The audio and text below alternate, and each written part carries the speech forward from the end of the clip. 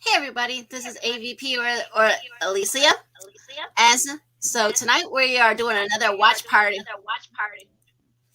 And I'm joined by my Chloe, my sister, and my lovely boyfriend Jack. And we're going to be watching two Orville episodes, The Blood of Patriots and Lasting Impressions. Now, when I see this episode, Blood of Patriots, I don't know for you guys, but for me, it feels like it's a continuation, a little bit of where Identity sort of is. It feels like it's maybe the fourth part of that Identity series trilogy kind of thing. I don't know. What do you guys think? I could see that. I mean, yeah, I could see it. I guess I could see that, yeah. I mean, when I first saw Scott Grimes's character's friend in this, I originally thought he was Tom Paris for some reason. I don't know why I thought he was Tom Paris from Star Trek Voyager, Robert Duncan McNeil. But when I first saw him, I said, is that Tom Paris by any chance? And then when I looked at the IMDb and all that kind of stuff, no, it wasn't him. Just a guy that looks similar to him. So, yeah. But, yeah, I mean, did you guys think that he was the traitor that he was, or did you think he was genuinely, sincerely in trouble by the Krill?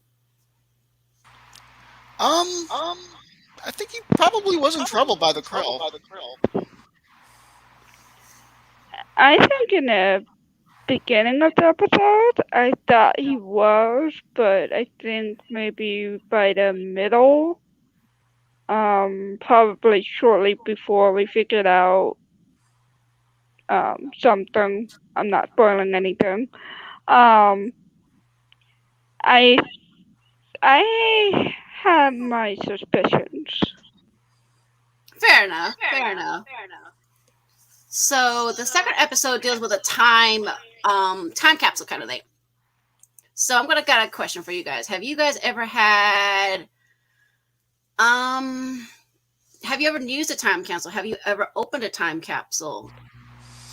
I have a wish to one day be there when the Nickelodeon time capsule opens up in Wednesday, April 30th, 2042 in Los Angeles and Nickelodeon Animation Studios' courtyard.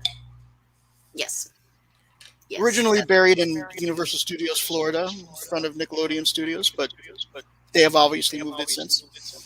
I did see when they bury it live, or as live as it could be. It was that day. I don't know if it was live, Mm-hmm. but yeah.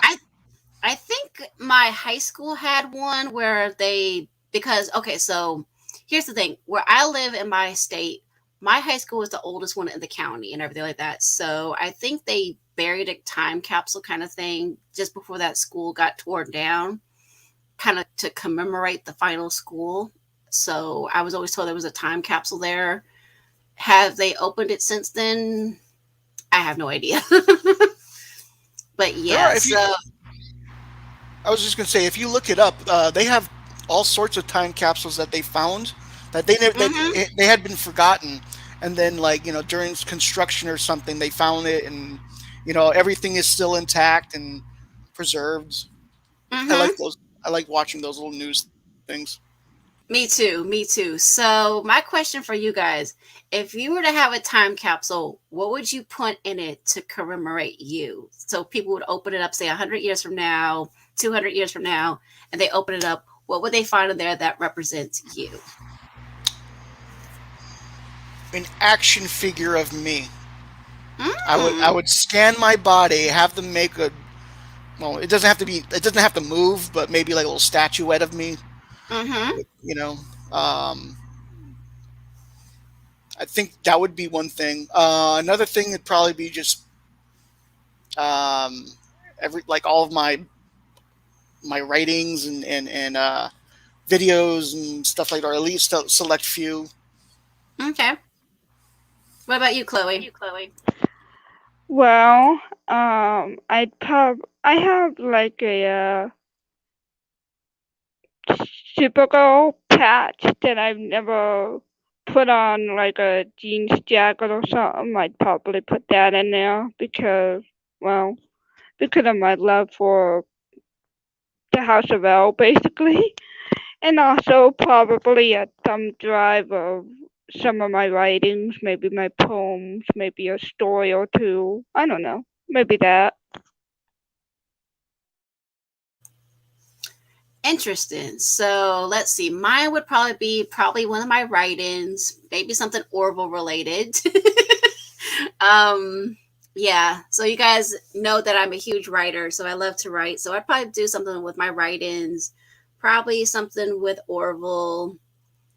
But yeah. So here's the cool thing about this episode, lasting impressions. So so you guys all know that Jack is my boyfriend, and some of you may be curious. So do Jack and you have a love song? Jack, do we have a love song? Let's see. Let's see if I can sing it. You are so beautiful. No, that's not it. I can't remember which one it is. So Jack and I have a playlist of about 34 songs, and one of the songs is actually from this episode called That's All I Have to Say. It's basically the song that Gordon sings with Laura. At the end. Yes, exactly. There's two versions. There's the version that she sings by herself, then there's the duet version. We have the duet version on our playlist. So, yes, that is definitely Jack and my song. So, yeah, in case you guys were curious, Jack and I were talking early on when we first started dating each other. We need a song. We started looking around and we said, wait a minute, what about this one? And yeah, that's one of our songs. So yeah, but yeah, the time capsule thing, I thought it was kind of cool that we got to see the newspaper, the cigarettes. I'm gonna have to freeze frame that still to find out what's all in that time capsule, because I was kind of curious, what all did they put in there? And if I remember correctly, Tim Russ is in that. Yes, he is. Yes, he Yes. is. That was a nice story. Um, yeah, I remember. I don't know if he just said the name of the actor that I remember, but that actor that played the Vulcan on Voyager is in there. I Yeah, don't know if he Tuvok. just said the actor's name. Same. Yeah, it's the same guy. Same Oh, guy. never mind. Yes, he was also in Spaceballs. He was also in a couple Star Trek movies. Yes, that is He one in of the same. space. I love him in Spaceballs. In Spaceballs, he was the one that went, "We ain't found shit." Yes, Combing the exactly. desert. We ain't found shit. Yes, he says that. Yes. They'll literally go with the desert in case you guys have never seen the movie, but yes. All I With the remember that with the was in giant that comb. time capsule was the cell phone and cigarettes. I would like to know what else was in there.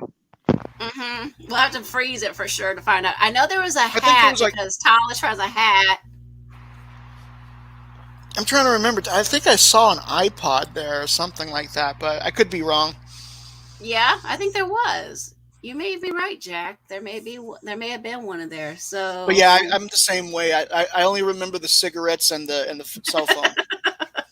yes, 500 cigarettes. By the way, remember when we counted them and it wasn't 500 cigarettes? It was like more like nine, or it was like 450 or something like that. something like 430 that. Yeah, so like 460 something. Yeah, so we actually counted them. was yeah. Someone count, and then like I went back because I had pictures of the actual prop, and hmm I went and counted them myself and confirmed it. Yeah, I was like, but I was I don't know why I never counted them myself. Like, why did I have to be given that idea? Anyways, Well, it makes you curious. It makes it okay. Why do they want 500 cigarettes versus, say, I don't know, 1,000? Why did it have to be 500? I don't know. well, I mean, like, I don't know how many they had smoked by that time, but when they started hiding the cigarettes from each other, I thought Yes. I thought 500 cigarettes came out of that pillow case.